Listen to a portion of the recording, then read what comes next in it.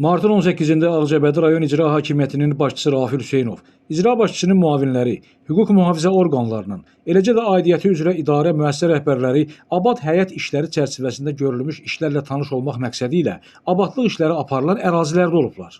Heydər Əliyev prospekti 128-də yerləşən 5 mərtəbəli yaşayış binasının həyətyanı sahəsində qanunsuz tikililər sökülərək binanın ərazisi genişləndirilib.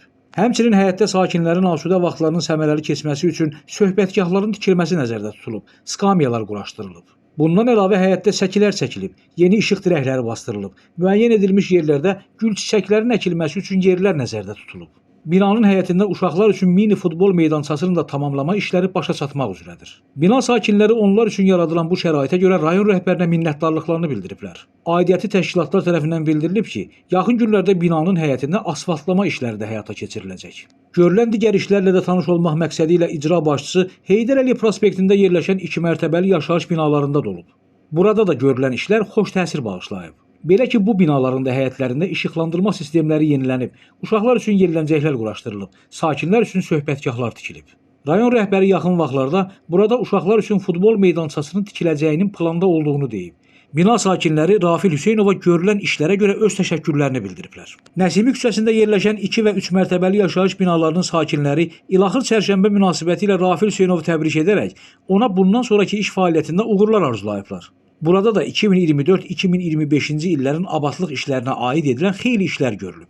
Belə ki, bu binaların da həyətlərində lazımsız və qanunsuz tikililər sökülərək binaların həyətyanı sahəsi xeyli genişləndirilib. Yeni işıq dirəkləri bastırılıb, həyətlərin böyük bir hissəsinə metlaq və bardurlar döşənib, uşaqlar üçün yerləncəklər quraşdırılıb. Qurtuluş Parkında icra başçısı bir qrup rayon ziyalıları və ağsaqqallarla görüşüb, onları müqəddəs Novruz bayramı münasibəti ilə təbrik edib. Ziyalılar da rayon rəhbərini təbrik edərək görülən işlərlə bağlı ona öz minnətdarlıqlarını bildiriblər.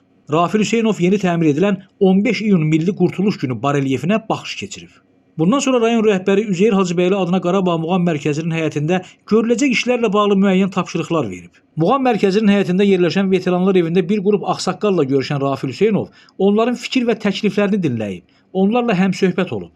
Səsləndirilən məsələlər həssaslıqla dinlənilib, həlli istiqamətində lazımi tapşırıqlar verilib. Daha sonra Rafil Hüseynov Mədəniyyət və İstirahət Parkından Ağcabədi Asan Xidmət Mərkəzinə qədər yeni salınmış, müasir işıqlanma sistemi ilə təmin edilmiş, panduslar quraşdırılmış, təxminən 1300 metr uzunluğunda olan səkiyə baxış keçirib. Səkidə ilk olaraq kiçik bir yürüyüş də keçirilib. Rayon rəhbəri Rafil Hüseynov görülən bütün işlərdən razı qaldığını ifadə edib.